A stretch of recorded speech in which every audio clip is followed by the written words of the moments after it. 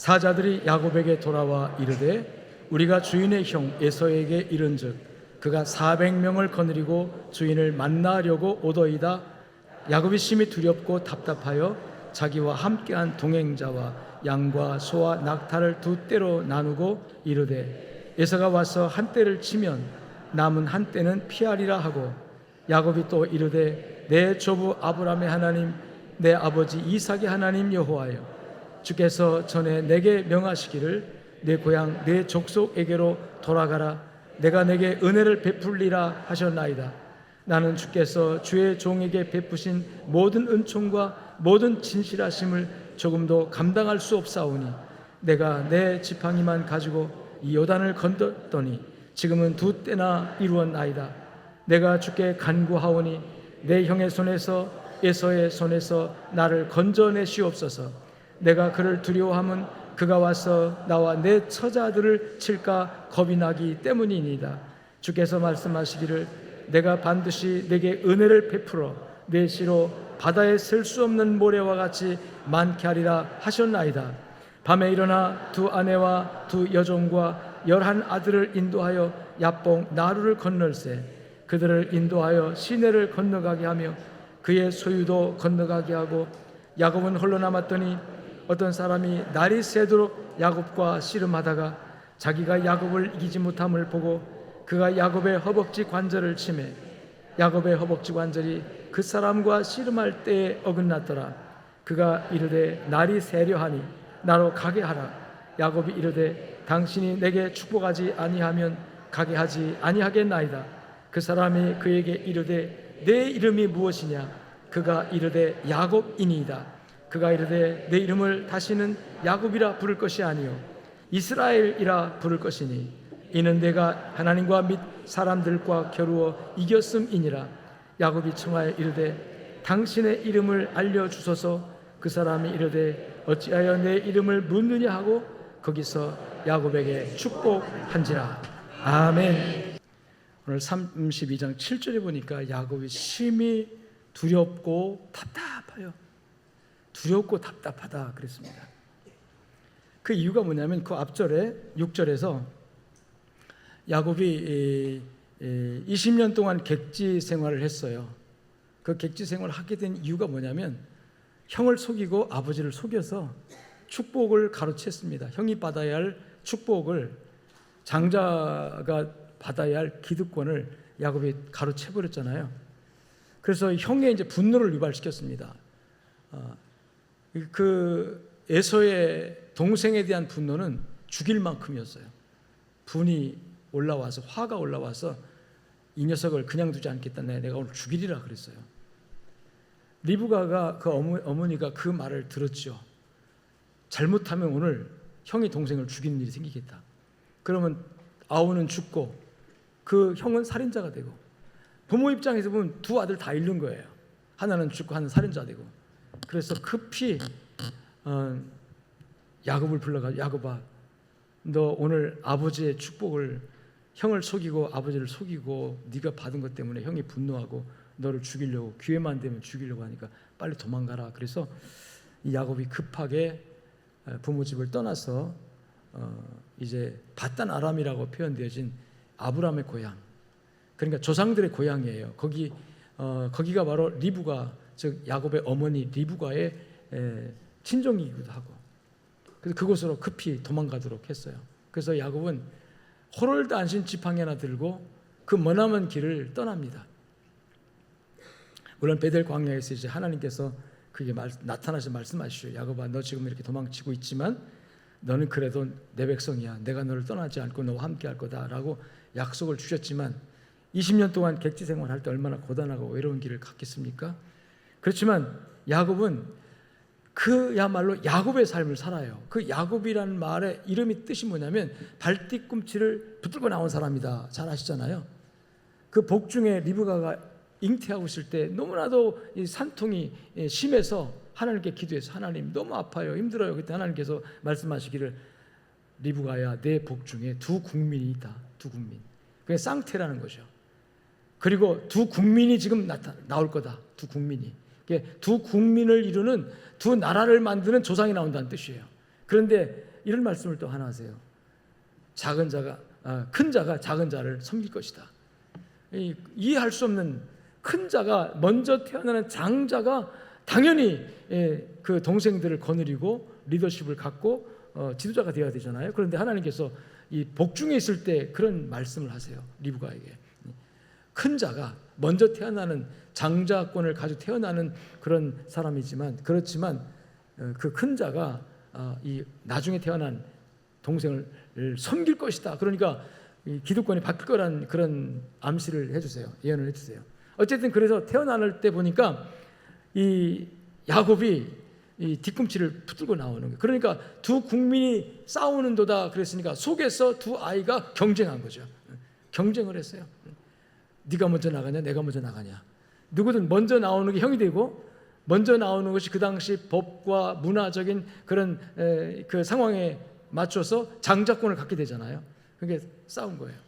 그런데 어쨌든 간에 에서가 나오는데 그 뒤를 붙들고 나와요. 나올 때 보니까 털이 있고 몸이 붉고 남자처럼 생겼어요. 용감하게 생겼어요. 어릴 때부터. 아마 귀골이 장대하지는 않았을지 모르지만 그렇잖아요. 그래서 흔히 우리 애들 보고 야 장군감이다 그러듯이, 그래서 그 아버지가 얘 이름을 에서라 하겠다. 이 에서라는 말은 남자답다, 몸이 붉다, 뭐 그런 의미예요. 그래서 에서라 불렀고, 그 다음에 뒤따라 나오는 그 동생을 보니까 나오긴 나오는데 어떻게 나와요? 발뒤꿈치를 붙들고 연달아 나오는 거예요. 혹시 여러분 쌍태아를 잉태해서 출산한 경험이 있습니까? 쌍둥이? 어떻든가요? 동시에 나오던가요? 동시면 안 돼요. 동시에 나오면 큰일 납니다. 산모가 지쳐서 죽어요.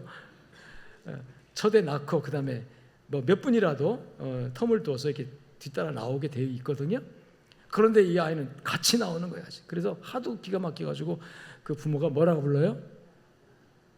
뒤따라 나오는 놈이다 해가지고 발뒤꿈치를 붙들고 뒤따라 나왔다 그래가지고 야곱 그럽니다. 야곱. 그래서 야곱이라는 말의 의미가 뭐냐면 뒤따라 나왔다, 붙들고 나왔다, 발뒤꿈치를 붙들고 나왔다. 자, 그 말이 뭐냐면 욕심쟁이다. 치열한 경쟁에서 지지 않으려고 끝까지 발뒤꿈치를 놓지 않고 악착같이 뒤따라 나왔다. 그런 욕심쟁이라는 그런 좀 불명예스러운 이름이 뭐예요? 야곱이라는 뜻입니다. 야곱. 그런 야곱이 태어나서도 그렇게 살았어요.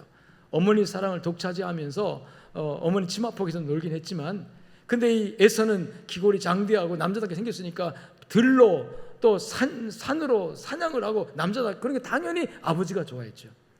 그러나 에서는, 야곱은 그렇지 않았어요. 야곱은 뽀송뽀송하고 예쁘장하고 귀엽고, 그런데 늘 엄마와 함께하면서 부엌일하고, 그러니까 엄마의 사랑을 독차지하고 가정에도 이렇게 편파가 나눠지는 거죠. 그래가지고 늘 이 야곱이 복중에서부터도 다퉜다고 했는데, 그 다툰 이유가 야곱 때문에 다퉜을 거예요. 에서는 가만히 있었고 야곱이 내가 먼저 나갈 거야 먼저 시동을 거니까 무슨 소리야 내가 먼저 나갈 거야 하면서 다퉜겠죠. 어쨌든 간에 그 경쟁에서 야곱이 나중 나오긴 했지만 그 욕심을 버리지 못하고 계속해서 여러분 마음에 두고 있었어요. 내가 형이 되어야 하는데, 내가 장자권을 가지고 있어야 되는데 라는 기득권을 주장했죠. 어느 날 에서가 사냥을 하고 기진하고 배고픈 상황에서 돌아와서 집에서 요리하는 자기 동생 야곱이 요리하고 있을 때 너무 시장에서 요청을 합니다. 밥을 좀 달라고, 밥 한 끼 달라고. 그래서 팥죽을 끓이는데 팥죽 달라고 하니까 때는 이때라 하고, 내가 형 할게, 장자권을 내게 팔라고 이렇게 말해요. 그러니까 이 에서가 배고픈데 지금 그게 무슨 상관이냐, 뭐 내가 너한테 팥죽 한 그릇에 장자권 넘겼다고 진짜 넘어가냐 그게? 여러분 그렇죠? 그게 넘어갑니까? 안 넘어가죠. 형은 형이죠. 그래도. 그래서 아무 생각 없이 오케이 하고 팥죽 한 그릇에 장자의 명분을 넘겼어요. 자, 그리고 계속해서 이 야곱이 그 욕심을 놓지 않고 결과적으로 그 아버지 이삭이 나이 많아 늙어서 이제 모든 가업과 유업을 아들들에게 물려주고 할나라 가야 할 그 시점에서 이제 자기 장자권을 야곱에게가 아니라 그 형에게, 장자에게, 왜 아버지 이삭은 장자가 지금 첫째 아들 에서니까 에서에게 넘겨주려고 에서에게 산에 가서 사냥을 내다가 맛있는 별미를 만들어 가지고 오면 내가 맛있게 먹고 너에게 기쁜 마음으로 축복하리라. 너에게 복을 빌어주겠다. 장자권을 넘겨주겠다는 뜻이에요. 그래서 에서가 산으로 아버지에게 맛있는 그 별미를 해드리기 위해서 짐승을 잡으러 간 사이에 여러분 야곱이 집에 있는 양을 잡아가지고 요리를 해가지고 아버지한테 갖다 드리면서 아버지 제가 누굽니다? 에서입니다. 에서입니다. 변장을 했어요. 에서는 몸이 털이 있고 남자답게 음성이 그렇고 그러니까 편합니다. 그 당시 그 이삭은 나이가 많아서 귀도 어둡고 눈도 어두웠어요. 그런데 그 눈도 어둡고 귀도 어두운 아버지를 속이기에 아주 딱이죠. 그래서 양의 가죽을 몸에 두르고 그리고 목소리 변조해서 아버지 제가 에서입니다. 아버지 말씀하신 축복해 주세요. 제가 장자입니다. 아무리 생각해도 여러분 이삭이 볼 때 뭐가 느낌이 있거든요. 그래서 아들아 너 정말 에서 맞니? 네 에서입니다. 근데 목소리는 어떻게 이상하다. 한번 만져보자. 만지니까 어떻게 돼요? 털이 그 양털 가죽을 놓고 갖다 대니까 아버지가 몸은 에서의 몸이로되 목소리는 야곱이다.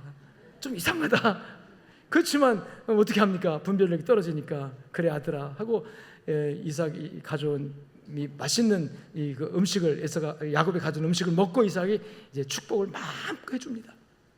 장자로서 우리 가문의 전통과 가문의 하나님의 주신 기업과 모든 것을 이 아들에게 물려주느라 뭐 이런 식의 축복을 해요. 그런데 그 축복 기도가 끝나고 나서 바로 헐레벌떡 여러분 큰아들 에서가 산에 가서 짐승을 잡아서 맛있게 요리를 해가지고 가지고 옵니다. 아버지 저 왔습니다. 맛있는 별미 가져왔으니까 이거 드시고 저한테 축복해 주세요. 무슨 소리야? 조금 전에 축복 다 가지고 나갔는데. 자 그때서 상황이 어떻게 돌아간지 에서가 깨달은 거죠. 아버지 야곱이 바로 나를 속였습니다. 아버지를 속였습니다 하면서 27장 36절 창세기 20장 36절에 보니까 에서가 이르되 그의 이름을 야곱이라 함이 합당하지 아니합니까? 그 이름 야곱 그 이름이 걸맞습니다. 그에게는. 왜냐하면 그가 나를 속인 것이 야곱이 나를 속인 것이 한 번이 아닙니다. 이번이 아닙니다. 전에도 나를 속였습니다. 두 번째입니다. 전에는 팥죽한 그릇에 나를 속이고 장자의 명분을 빼앗아가더니 이제는 내 복을 빼앗아갔습니다. 이게 자기가 속았다는 사실을 알고 이 에서가 정말 답답해서 속이 터지면서 아버지한테 하소연하는 겁니다. 아버지 속았습니다. 아버지도 속고 나도 속고. 누구한테 속았어요? 야곱에게 속았습니다. 아버지에게 남은 복이 없습니까? 내게도 복을 주세요. 내게도 복을 빌어주세요. 하나님께로부터 받은 축복을 내게도 약속해 주세요. 아들아 내가 내게 줄 복은 이미 다 쏟아부었다. 더 이상 줄 것이 없구나. 그러니 얼마나 이 에서가 분이 났겠습니까? 화가 났겠습니까? 아버지 동생 야곱이 동생도 아니에요. 그가 나를 속인 것이 벌써 처음이 아니에요. 처음에도 팥죽한 그릇에 글쎄 장자의 명분을 빼앗아가고, 명분 중요한 겁니다. 명분. 장자의 명분을 빼앗아가고, 지금은 장자의 뭘 빼앗아갔다? 복을 빼앗아갔습니다. 복은 실제적인 것이고 명분은 상징적인 것이지만 의미가 굉장히 중요하지 않습니까? 명분과 실제를 다 뺏어간 거예요. 분이 나서 일을 갑니다. 내가 이 자식을 그냥 안 두겠다. 죽이겠다. 기회만 되면 내가 죽이겠다. 그렇게 중얼거리고 분을 내는 그 모습을 그 어머니 리브가가 본 거예요. 들은 거예요. 오늘 큰일 나겠다. 지금 저 형이 에서가 저렇게 분노하고 있기 때문에 아버지가 보지 않는 어느 곳에 또는 엄마가 보지 않는 어느 한적한 곳에 둘이 만났을 때 쳐 죽이겠다. 그러면서 리브가가 어찌 내가 하루에 두 아들을 잃겠느냐. 그렇잖아요. 한 아들은 살인자, 한 아들은 죽고 그러면 두 아들 다 잃는 거잖아요. 그래서 급히 이 야곱을 친정으로 도피시킨 거예요. 호롤단신 지팡이 하나 듣고 형의 분노, 형의 그 정말 분노를 뒤로 하고, 또 아버지는 또 얼마나 속상했겠어요. 이 녀석이 정말 일을 저질렀구나. 어떻게 이럴 수가 있어. 형을 빙자해서 사기를 치다니, 아버지를 속이다니. 어떻게 또 아버지 이삭은 얼마나 분노했겠어요. 어쨌든 그렇게 야곱은 그 이름에 걸맞게 야곱의 삶을 삽니다. 근데 20년 동안 객지에 나가서 사는데 여러분, 그럼에도 불구하고 하나님이 야곱에게 복을 주세요. 희한한 거잖아요. 야곱이 복을 줘요. 근데 왜 복을 줬냐? 이미 복 중에서 하나님께서 누구를 택했습니까? 할렐루야. 누구를 택하셨어요? 큰 자가 작은 자를 섬기리라. 할렐루야. 이게 창세전의 예정이라고 합니다. 우리 장로교회 굉장히 중요한 교리예요. 하나님의 택정, 하나님의 선택, 하나님의 작정, 하나님의 주권에 의한 작정. 할렐루야. 구원에 관련된 사안은 하나님의 작정에 의해서, 선택에 의해서 이루어집니다. 아멘. 크게 합시다. 안 믿어지십니까? 믿으셔야 돼요. 에베소에 보면 우리를 택정하사, 창세전에 우리를 택정하사. 여러분, 택한 자를 하나님 구원하시는 거예요. 택한 자를 하나님 선택하시고 그 선택된 자를 하나님이 여러분 구원하시는 줄로 믿습니다. 근데 야곱은 언제 택하셨습니까? 복중에 있을 때, 태어나기 전에 택하셨어요. 택하셨는데 택한 사람으로 살아야 되는데 택한 사람으로 살지 못하니까 야곱으로 사는 거예요. 여러분, 만일에 야곱이 복중에서 하나님 나를 선택했다, 나는 어떻게 살아도 축복받는다는 믿음이 있었다면, 그걸 알았더라면 여러분, 구태여 치열한 경쟁할 필요가 있어요, 없어요? 없었겠죠. 형님 먼저 나가세요. 하나님의 복은 내 것입니다. 할렐루야. 근데 미안하지만 우리 그거 알아요, 몰라요? 알아요, 몰라요? 모르니까 실수하는 거예요. 모르니까 자꾸 죄 짓는 거예요. 모르니까. 하나님 나를 택하셨다. 그런데 예수 그리스도 안에서 오늘 그것을 알게 하신 분이 바로 하나님이십니다. 아멘. 여러분, 예수 그리스도로 말미암아 선택받는 거 믿으십니까? 야곱은 몰랐어요.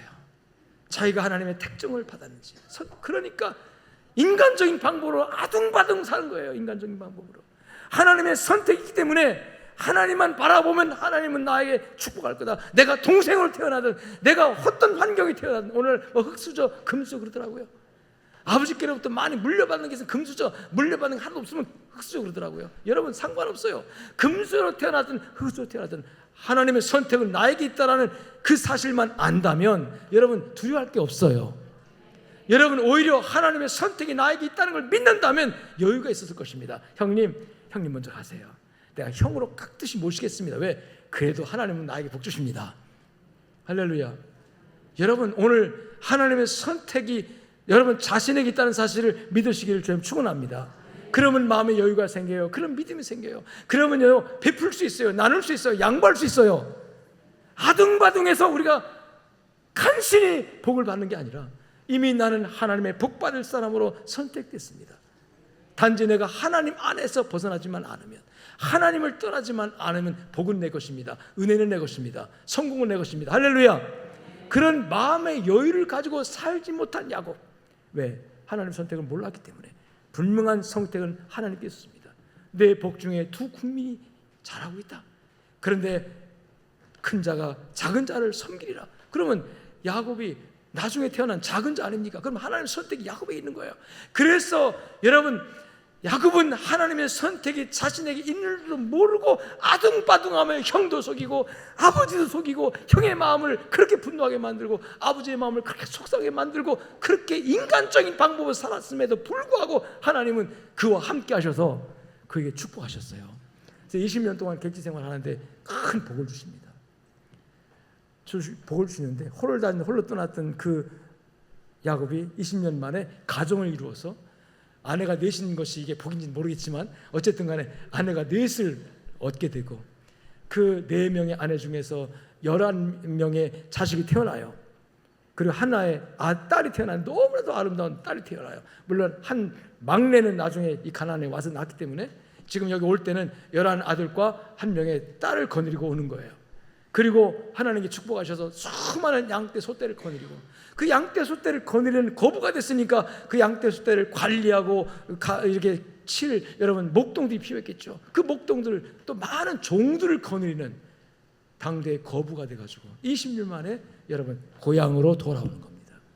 얼마나 행복했겠어요. 야, 내가 정말 아버지 곁을 떠날 때, 형님 곁을 떠날 때 홀을 단신 지팡이 하나 들고 아무것도 없이 갈 바를 알지 못하고 떠났는데 하나님이 나와 함께 하셔서 이렇게 큰 은혜와 축복을 주셔서 가정을 이루고 자녀를 많이 데리고 또 가족을 데리고 또 이렇게 소떼양떼 어마한 재물을 가지고 정말 내가 고향에 돌아온다 가슴 설레는 마음 가지고 고향에 다가오는 거예요. 요단강의 지류인 야복강이라는 작은 시내와 같은 그런 강을 건너기 바로 앞서 야곱이 오랜만에 온 고향 이 강을 건너기 전에 내 고향에 어찌 보내는지 먼저 정탐꾼을 보냅니다. 그리고 우리 형 에서 형님은 잘 있는지, 그리고 나에 대한 어떠한 생각을 가지고 있는지 가서 한번 알아보고 오느라 사람을 보냈어요. 자, 그 종들이 오늘 6절에서 돌아와 이르되 같이 읽어봅니다. 우리가 주인의 형 에서에게 이른즉 그가 400명을 거느리고 주인을 만나러 오나이다. 자, 400명을 거느리고 에서가 지금 마중 나온다는 얘기예요. 동생이 돌아온다는 소식을 듣고 400명을 움직여서 지금 마중 나온다는 뜻이에요. 자, 이 400명을 거느리고 마중 나온다는 이 의미가 두 가지입니다. 하나는 이럴 수 있겠죠. 와, 우리 동생이 온다고 20년 만에? 와, 그 동생이 홀을 다시 나가는데 그 많은 양떼 거느리고 성공해가지고 부자 돼가지고 그리고 가족을 거느리고 이야 참 좋다, 행복하다, 환영하자, 우리 동네 사람 다 모여라, 우리 같이 가자, 마중 나가자, 환영하자, 환영의 인파를 데리고 오는 것일 수도 있습니다. 그런데 오늘 성경은 전혀 그게 아니죠. 왜냐하면 그 다음 구절에 보니까 400명을 데리고 오나이다 라는 종들의 보고를 받는 즉시 야곱이 바짝 얼어붙어요. 큰일 났다. 왜 그랬을까요? 400인을 거느리고 온다는 그 의미가 환영하러 온다는 얘기가 아니고 20년 전에 그 분노, 20년 전에 형이 속았다는 그 동생에게 속았다는 그 분노가 아직 없어지지 않고 그것이 다시 기억되면서 폭발하면서 내가 이놈을 그냥 두지 않겠다. 20년 만에 내가 원수 갚을 날이 왔다. 여러분, 그래서 400명의 군인을 데리고 400명의 장정들을 데리고 원수 갚으려고 온다는 소식이에요. 그래서 따라합시다. 심히 두렵고 답답하여. 7절 말씀입니다. 야곱이 심히 두렵고 답답하여. 그렇잖아요. 심히 두렵고 답답합니다. 400명이 원수 갚으려고 온다는 그 소식이, 여러분, 이 야곱이 지금까지 지나온 날 성공이면 뭐하고 돈이 많으면 뭐하고 여러분 출세했으면 뭐하고 가족이 많으면 뭐하고 무슨 소용이 있습니까? 아무런 의미가 없는 거죠. 다 무너지는 거죠. 형이 400명의 군사를 데리고 와서 쳐버리면 내 가족 다 죽고, 나 죽는 건 어쨌지만 내 가족 다 죽고, 이 많은 재물은 누구 것이 될 것이며 무슨 의미가 있어요? 그래서 심히 두렵고 답답해요. 여러분, 이 심히 두렵고 답답한 상황이 여러분 삶의 현장에는 없습니까? 인생 살다 보면 이렇게 심히 두렵고 답답해요. 시편 기자의 고백처럼 기가 막힐 웅덩이와 수렁, 기가 막힐 웅덩이와 수렁에 빠질 때 심히 두렵고 답답해요. 이건 뭐냐면 내 인간의 방법으로는 도무지 어떻게 할 수 없는 그런 지경을 만날 때 이런 표현을 쓰잖아요. 심히 두렵고 답답하다. 이 심히 두렵고 답답한 이유가, 이렇게 되어진 이유가 무엇일까요? 결국은 죄 때문입니다. 야곱이 지은 죄, 과거의 죄죠. 20년 전에 형을 속였던, 또 아버지를 속였던 그 속인 이유가 뭡니까? 탐식이에요. 욕심이에요. 자기중심적인 삶이에요. 하나님에게 택함을 받았다는 사실은 모르기 때문에 인간의 방법으로 살아보려고 어떻게든지 경쟁해서 이겨보려고 남을 누르고 형까지 누르고 아버지도 속이면서 사기치면서 살았던 인생. 20년 동안 객지에서 외삼촌의 집에서 더부살이 하면서도 외삼촌을 속였습니다. 외삼촌을 속여서 모은 재산, 그래서 결과적으로 성공한 것처럼 거부는 됐지만 오늘 그것을 심판하시려고 하는 하나님의 그 심판을 느낀 겁니다. 지금 형의 분노를 통해서 하나님이 나의 과거에 이 잘못된 것을 판단하고 심판하려고 하는 거 아닌가, 이런 생각이 들 때 얼마나 답답하고 걱정스러웠겠습니까? 이럴 때 야곱이 한 일이 무엇일까? 첫째는 인간적인 방책을 강구합니다. 그게 뭐냐면 형이 와서 치더라도, 형이 와서 우리를 다 죽인다 할지라도 한날 한시에 다 죽을 수는 없지 않느냐. 그래가지고 자기의 재산을 종들과 두 떼로 나눠요. 그래서 1진, 2진 나눠서 1진 먼저 가라, 먼저 강을 건너게 하고, 또 2진도 그 다음에 가라. 그 가족들 나중에 또 먼저 가게 하고, 그래서 분산시킵니다. 분산시킨다고 에서가 놔두겠습니까? 그것도 인간의 방법이었지만 이 심히 두렵고 답답한 상황을 돌파할 수 있는 방법은 아니었어요. 여러분, 다 인간의 방법으로 할 것 다 하고 방법을 다 연구해서 다 처방했지만 그래도 심히 두렵고 답답한 상황을 돌파할 수는 없었죠. 그래서 야곱이 그 심히 두렵고 답답한 순간에, 따라합시다. 홀로 남아서. 24절 말씀해 보니까 22절부터 봅시다. 밤에 일어나 두 아내와 두 여종과 11 아들을 인도하여 야보각 나루를 건널세. 그들을 인도하여 시내를 건너가게 하며 그의 소유도 다 건너가게 하고, 따라합시다. 야곱은 홀로 남았더니. 심히 두렵고 답답한 지경을 만났을 때, 여러분, 그 심히 답답한 그 상황 속에서 인간의 생각, 인간의 방법으로 동원해서 그 문제를 해결해 보려고 노력하지만 결국은 안 된다는 거죠. 그래서 결국은 홀로 남는다는 거예요. 이 홀로 남았다는 것은 외로움과 고독을 의미합니다. 사람이 많아도 고독할 때가 있어요. 친구가 많아도 외로울 때가 있어요. 사람이 없어서가 아니라 사람이 있어도 외롭고 고독할 때가 있습니다. 그것이 우리 인생의 삶의 문제예요. 여러분 상황이 어떻습니까? 야곱이 처했던 것처럼 심히 두렵고 답답해요.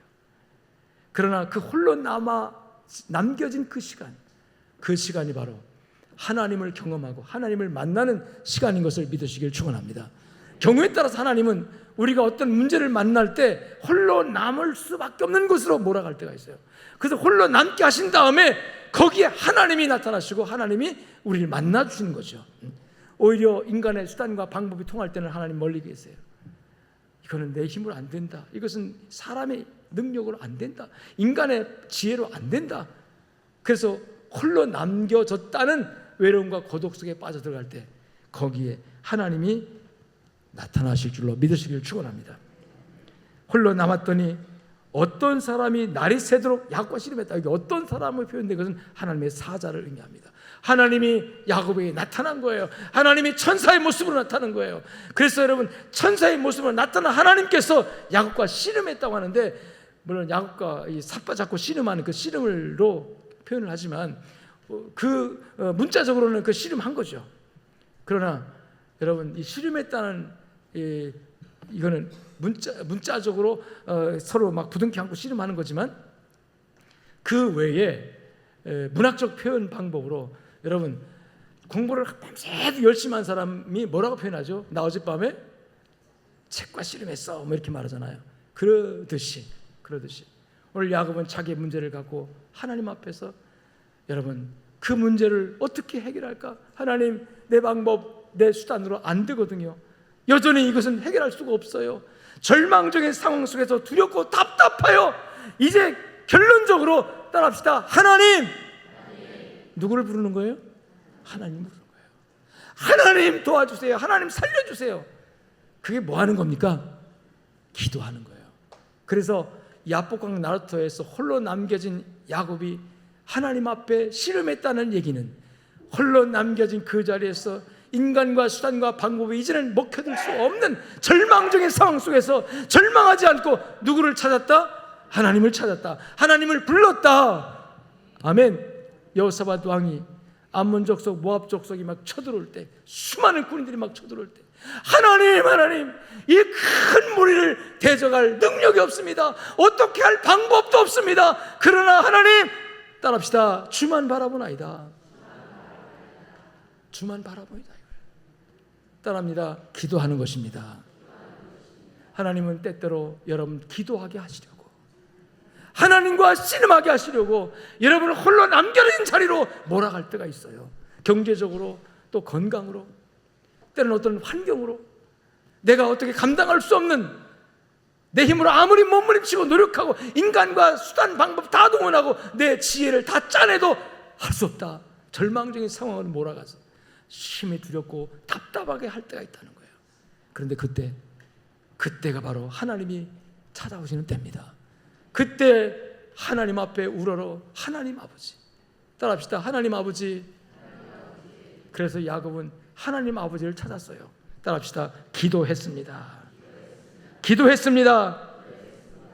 오늘 9절 이하에 보면 야곱이 이 위급한 상황에서, 절망적인 상황에서, 홀로 남겨진 심히 답답하고 두려운 상황에서 어떻게 했느냐, 뭘 했느냐? 기도했다는 얘기가 기록되어 있는 거예요. 두렵고 답답한 상황에서 하나님께 기도했는데 어떻게 기도했느냐? 따라합시다. 하나님을 불렀다. 그래서 기도의 출발은 하나님을 부르는 거예요. 하나님 불러봅시다. 하나님. 근데 하나님하고 부르는 거는 그건 객관적인 호칭이죠. 믿음이 없이도 부를 수 있어서 하나님이라는 객관적인 호칭. 근데 야곱은 그냥 하나님을 부른 게 아니고, 따라합시다. 나의 하나님. 할렐루야. 이 나의 하나님을 불러요. 그런데 야곱이 지금 자기의 삶을 돌이켜보면 나의 하나님이라고 할 염치가 없어요. 나의 하나님이라고 부를 수 있는 자격이 없어요. 야곱은 야곱으로 살았어요. 인간적인 꾀와 욕심과 탐욕에 이글거리는 세속적인 욕심에 끌려 사는 그런 삶을 지금 살았거든요. 나 같은 것이 어떻게 하나님을 아버지라고 하지? 어떻게 하나님을 내 하나님 불러? 난 자격 없어. 하나님을 하나님이라고 부를 수가 없는 사람들 굉장히 많아요. 떳떳하게 하나님이라고 부를 수 있는 거 축복인 줄로 믿으시기 바랍니다. 야곱이 그런데 불구하고 나의 하나님이라고 불러요. 어떤 근거로? 이 근거가 중요합니다. 따라합시다. 아브라함의 하나님, 이삭의 하나님, 나의 하나님. 근데 아브라함이 누굽니까? 나의 할아버지예요. 이삭이 누굽니까? 나의 아버지예요. 할렐루야. 할아버지, 아버지 혈통입니다. 즉 야곱의 가슴에는 아브라함의 피가 흐르고 있어요.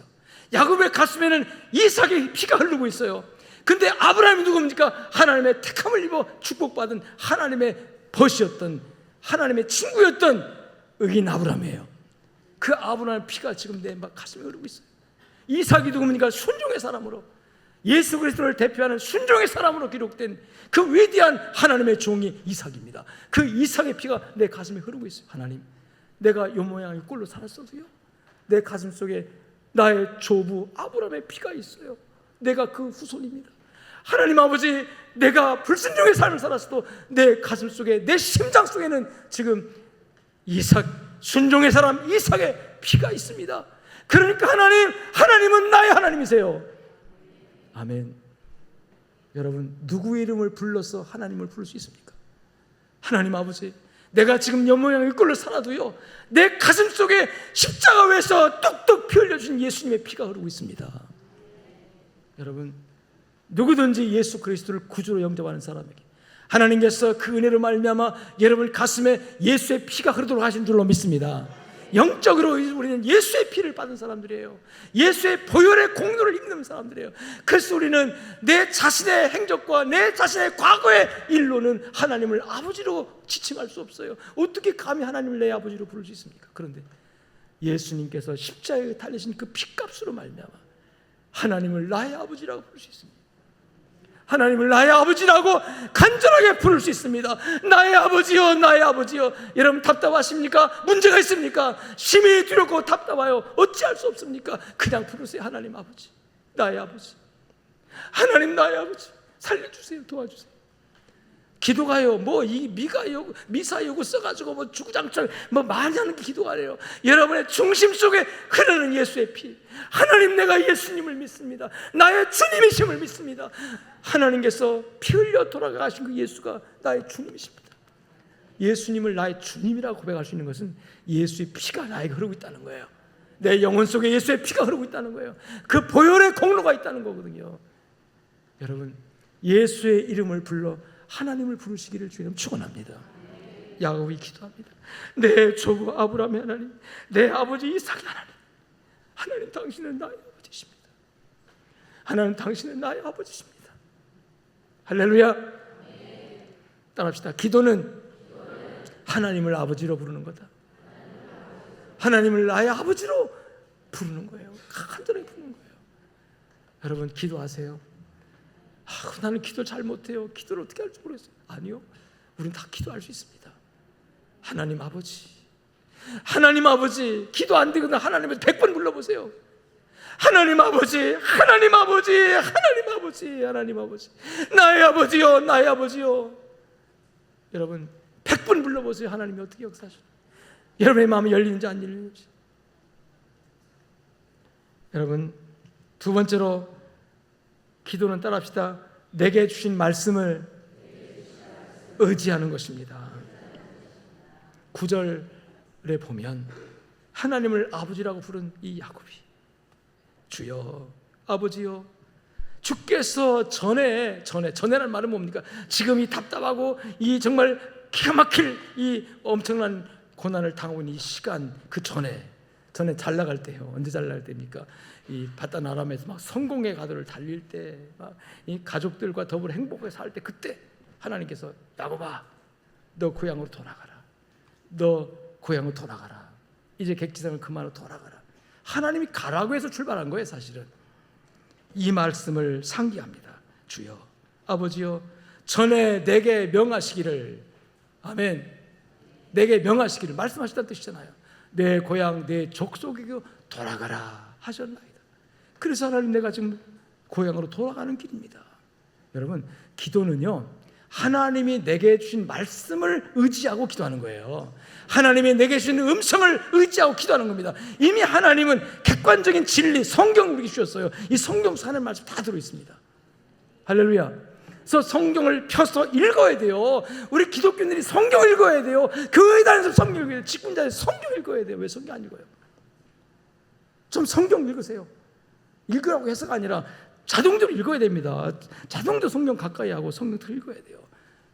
가능하면 이 책 성경을 읽으세요. 바이블, 책 아닙니까? 책. 바이블이라는 말이 책이라는 뜻이에요. 책 아닙니까? 스마트폰에 있는 것도 뭐 편리에 따라 좋지만 한 한계가 있어요. 가능하면 이 성경책을 가지고 성경을 펴서 읽으세요. 줄도 치시고, 여러분 이게 표시도 해놓으면서 메모도 하면서 깨달은 거예요. 성경 읽으세요. 성경은 객관적인 로고스, 진리로 우리에게 주셨어요. 이 성경을 읽다 보면 하나님께서 여러분에게 처지와 형편의 삶에 맞게 딱딱 생각나게 하고 깨닫게 할 때가 있습니다. 그리고 설교는 뭐냐면 성경을 풀어서 설명하는 겁니다. 여러 가지 예증을 해서 또 예화를 들면서 증명을 하면서 또 논리적으로 어떤 그 주제를 가지고 설명해 가는, 그러니까 설교도 잘 들어야 돼요. 우리 기독교인들은 이 예배가 설교 중심 아닙니까? 절대로 이 복음주의, 개혁주의 예배는요, 무슨 중심이다? 설교 중심이에요. 찬양 다 좋아요. 기도도 다 좋아요. 여러분, 설교가 빠지면 예배가 안 돼요. 근데 찬양은 빠져도 예배는 됩니다. 기도 빠져도 예배는 돼요. 뭐가 빠지면 예배가 안 된다? 설교가 빠지면 예배가 안 되는 거예요. 근데 설교가 핵심이 되고 중심이 돼야 되는 거예요. 다른 건 포기할 수도, 뭔 포기하면 안 된다? 설교. 그러니까 여러분들은 예배 드릴 때 여러분 뭐에 초점을 맞춰야 돼요? 설교 듣는 거죠. 말씀 듣는 거 초점 맞추면 돼요. 하나님의 말씀을 잘 들으면, 하나님의 말씀을 잘 들으면 듣는 시간에 또는 읽는 시간에 성령께서 여러분에게 필요적절하게 따라합시다, 깨닫게 하시고, 아니 먼저 들리게 하시고, 깨닫게 하시고, 이해되게 하시고, 감동 주시고, 따라합시다, 믿게 하십니다. 그냥 믿어져요. 감동이 돼요. 그게 바로 성령께서, 따라합시다, 오늘 내게 주시는 말씀이다. 오늘 내게 주신 말씀을 들어야 합니다. 이미 기록되어져서 객관적으로 주신 말씀을, 또 설교는 공개적으로 모두에게 다 들으라고 하잖아요. 내가 누구를 콕 집어 설교하지 않습니다. 다 들으라고 일반적으로 하는 거예요. 그런데 성령께서는 꼭 집어서 그 사람에게, 그에게 말씀하십니다. 그런 말씀 듣습니까? 그런 음성을 듣습니까? 기독교 예배는 살아있는 예배.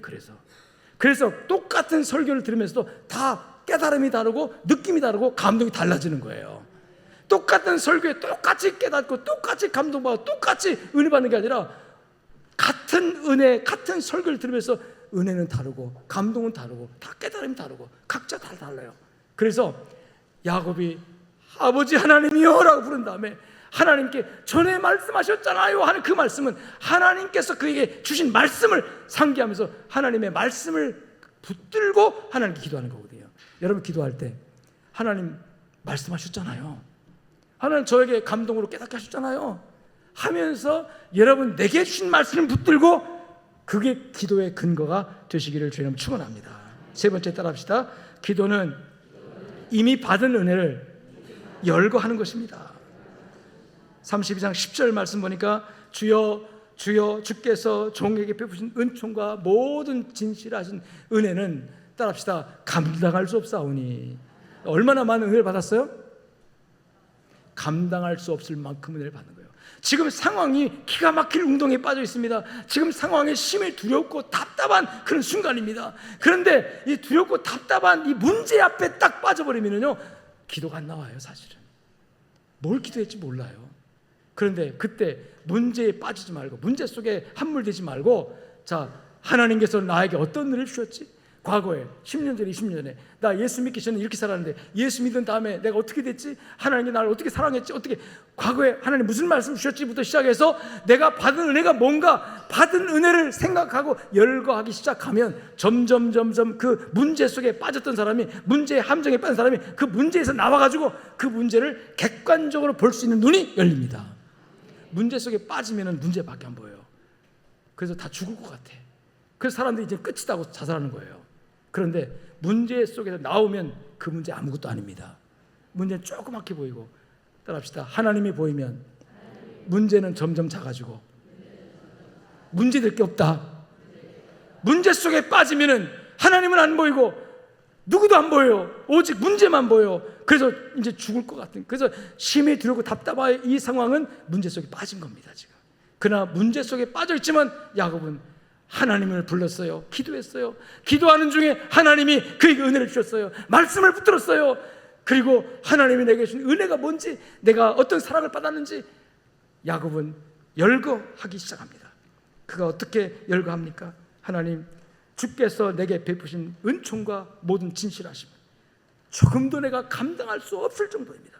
내가 지팡이 하나 들고 나왔는데 지금은 이렇게 많은 재산, 이렇게 많은 가족, 이게 바로 다 하나님의 은혜였습니다. 축복이었습니다. 할렐루야. 그러니까 이 은혜를 열거하다 보니까 마음에 여유가 생기고 어떤 마음이 들까요? 감사가 나오게 되죠. 하나님 감사합니다. 그런데 지금 상황은 어떤 상황이에요? 심히 두렵고 답답한 상황이에요. 그런데도 주신 은혜, 주신 말씀을 생각하며 하나님께 기도하다 보니까 여러분 마음에 여유가 생기면서 하나님께 따라합시다. 감사합니다. 감사합니다가 나오는 순간 여러분 그 문제 속에서 탈출하는 거예요. 문제에서 나오는 거예요. 이제 문제가 객관적으로 보이기 시작합니다. 아, 이거 문제 아무것도 아니네. 하나님 나와 함께 하신 거 아무것도 아니네. 그래서 문제를 딛고 일어서고 문제를 뛰어넘고 문제가 해결되는 역사가 있는 거예요.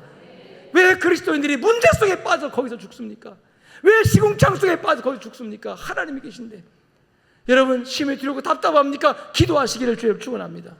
여러분 야곱이 이 앞이 캄캄할 때 심히 답답하고 절망적인 이 상황 속에서 여러분 기도할 수 있다는 것, 기도했다는 것, 그것이 은혜인 줄로 믿습니다. 기도는 받은 은혜를 열거하면서 하나님께 기도하는 거예요. 그렇게 기도할 때 하나님께서 나타나신 거죠. 하나님께서 역사하신 거죠. 문제를 문제로 여기지 않고 문제 속에서 뛰어나와서 하나님의 능력을 힘입어서 문제를 딛고 일어설 수 있는 능력이 생겨지는 줄로 믿습니다. 왜냐하면 그 기도 속에서 여러분 열쇠가 있기 때문에 그래요. 아멘. 네 번째로 기도가 뭐냐면 따라합시다. 자기 사정을 아뢰는 것입니다. 솔직한 사정. 자 보세요. 하나님의 이름을 불렀어요. 그 하나님이 객관적으로 나와 상관없는 하나님이 아니라 나의 하나님을 불렀습니다. 그리고 하나님의 말씀, 주신 말씀 붙들고 부르짖었습니다. 그리고 이미 받은 은혜를 다 열거하면서 하나님 기도하다 보니까 받은 은혜가 너무 커서 하나님 감사합니다. 하나님 감사합니다. 지금 상황은 좀 어렵고 힘들고 답답하지만 그래도 감사합니다. 할렐루야. 그 감사 속에 하나님 역사하시는 거예요. 감사 속에 하나님 다가오시는 거예요. 다가오셨을 때 하나님께서 여러분 하나님의 품으로 그를 안아주실 때 비로소 야곱이 어떤 고백을 하냐면 하나님 제 사정 좀 보세요. 자기 형편을 얘기합니다. 11절 봅시다. 내 주께 간구하오니. 이 간구가 바로 이렇게 되는 거예요. 여러분 어떻게 기도합니까? 처음부터 간구해버리잖아요. 처음부터 나 죽게 생겼어요. 하나님 살려주세요. 그러잖아요. 물론 그것도 기도는 기도예요. 하나님 그 기도 들어주십니다.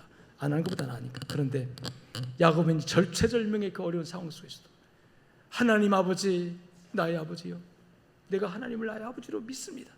비록 내 허물이 많고 과거의 실수와 잘못이 많고 지금도 요 모양의 꼴이지만 하나님, 그래도 나는 아브라함의 하나님, 이삭의 하나님, 내 할아버지 하나님, 아버지 하나님이 내 하나님인 걸 나는 믿습니다. 우리는 누구 이름으로? 예수 이름으로 하나님은 내 아버지임을 믿습니다. 나의 아버지요, 나의 아버지요. 아버지께서 말씀하셨잖아요. 나를 사랑한다고, 나와 함께 하시겠다고, 나를 버리지 않겠다고. 감사합니다. 그리고 하나님 내게 이미 주시는 은혜가 너무너무 커요. 내게 주시는 은혜가 너무 커요 하면서 자기가 받은 은혜, 받은 사랑, 받은 축복을 열거한 겁니다. 쭉 열거하다 보니까 여러분 기쁨이 생기고 마음의 여유가 생기고, 이제 문제가 아니라 이 문제 아무것도 아니다, 하나님 계신다는 확신이 생기고, 그래서 그 확신 가지고 하나님, 그런데요 내 문제가 조금 있어요 하면서 알았는데 그 다음에 얘기가 뭡니까? 주여 내가 주께 간구하오니 내 형의 손에서, 에서의 손에서 나를 건져내 주옵소서. 이게 사실은 이게 가장 먼저 하고 싶은 얘기 아니었습니까? 이것이 가장 먼저 하나님 앞에, 하나님 주께 생겨서 도와주세요, 이 얘기 하고 싶은 거 아니었어요? 근데 야곱은 그 얘기를 가장 마지막에 합니다. 맨 마중에요. 하나님 나를 살려주세요, 도와주세요. 내 형의 손에서, 에서의 손에서 나를 건져내 주시옵소서. 내가 그를 두려워하면, 이 두렵다는 말을 또 쓰고 있어요. 두렵습니다. 형이 20년 전에 분노를 사귀지 못하고 지금도 원수가 아프려고 군사를 데리고 온다고 하는데 내가 그의 손에 죽겠습니다. 내 가족 다 죽겠습니다. 하나님 두렵습니다. 저는 두려워요. 내 처자들을 칠까 겁이 나기 때문입니다. 이 겁나는 거예요. 여러분, 겁나는 일이 있다 할지라도 하나님 안에서 위로받기를 주여 축원합니다. 여러분, 하나님께서 야곱의 기도를 들으셨을까, 안 들으셨을까요? 들으셨어요. 들으셨다는 증거가 뭐냐면 천사가 하나 나타납니다. 그리고 야곱과 씨름하는 장면이 그 다음에 쭉 나오는데요, 씨름을 합니다. 야곱이 끝까지 울면서 기도합니다. 도와달라고, 살려달라고.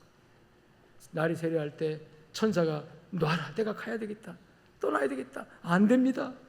하나님 축복해 주지 않으면 안 됩니다.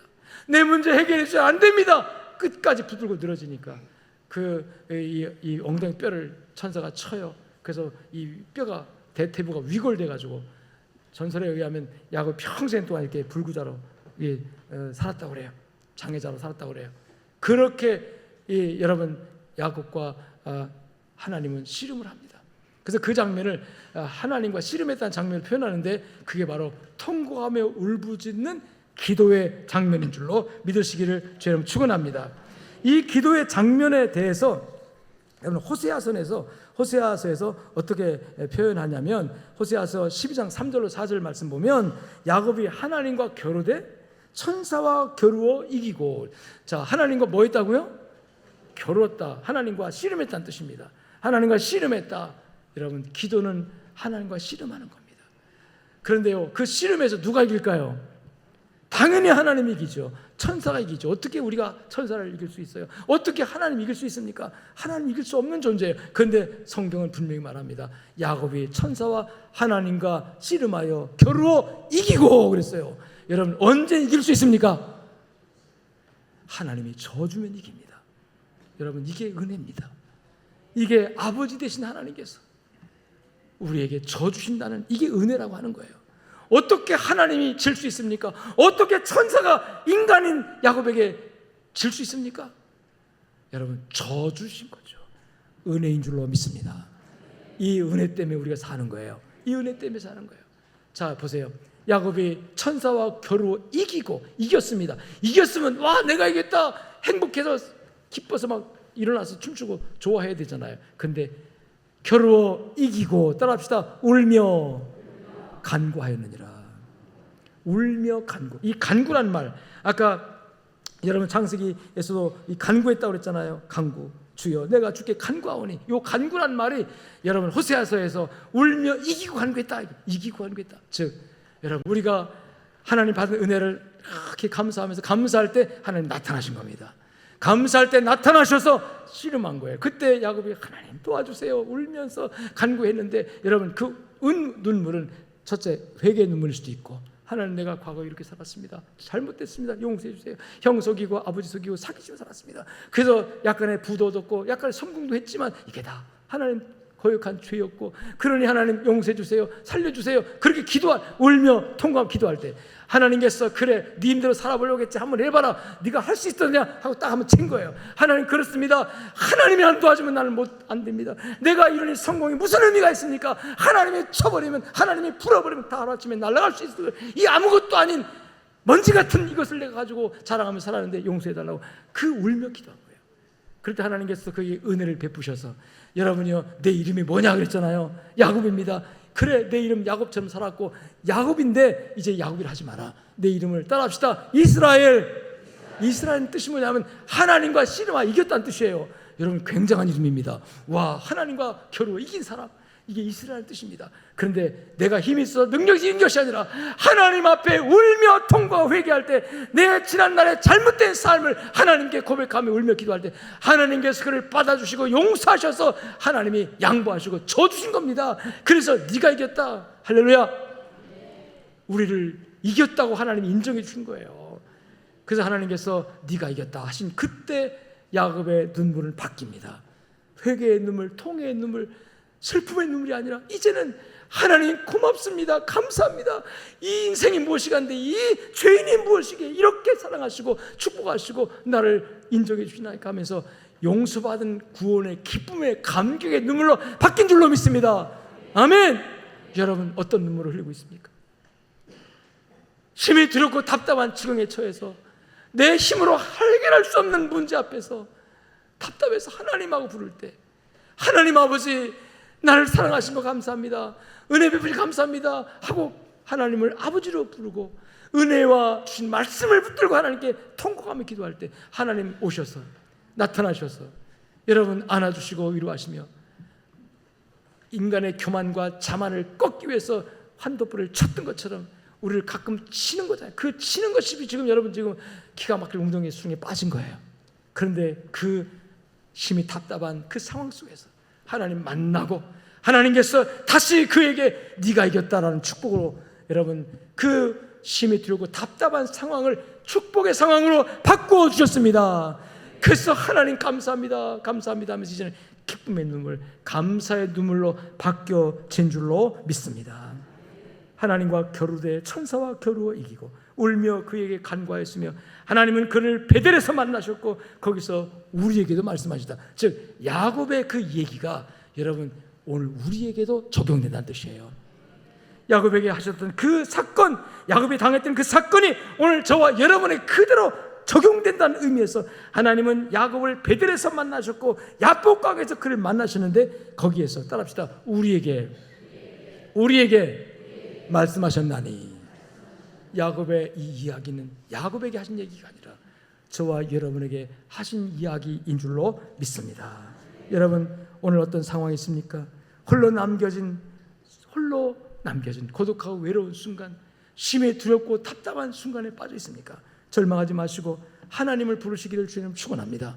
예수 그리스도를 믿는 믿음, 주님은 나의 주님이시니까 하나님 나의 아버지라는 확신 가지고 하나님께 주신 말씀 붙들고 여러분 하나님의 은혜를 생각하면서 은혜에 대한 감사를 하나님께 토해낼 때 하나님이 그 자리에 오셔서 나의 잘못과 허물을 여러분 제거해 주시고 하나님께서 여러분에게 새 이름을 줄 겁니다. 너는 내 백성이다, 너는 하나님을 이긴 자다, 새 이름을 주신 거예요. 그리고 우리가 성도라 부름을 받고 그리스도인이라 부름 받는 것은 하나님의 주신 새 이름이요 축복인 줄로 믿습니다.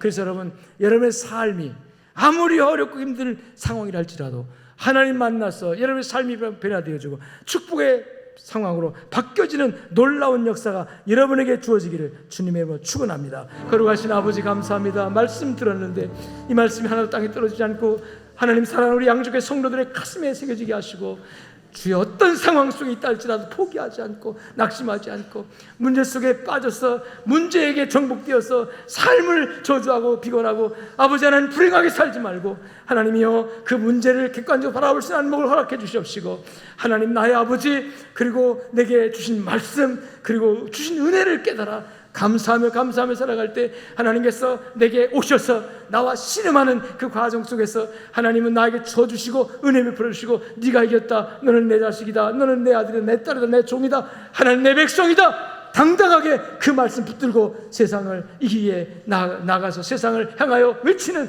우리 성도들 되어지도록 축복하여 주시옵소서. 영광 받아 주시옵소서. 우리 주 예수 그리스도 이름으로 축복하며 기도 올리옵나이다. 이제는 살아계신 우리 주 예수 그리스도의 은혜와 하나님 아버지의 무한하시고 극진하신 사랑과 성령님의 위로 교통 충만 역사하시니 오늘 말씀을 붙들고 나가는 모든 주의 백성들 모르게 저들의 가정과 삶 현장 속에 이제로부터 영원토록 함께 있을지어다. 아멘.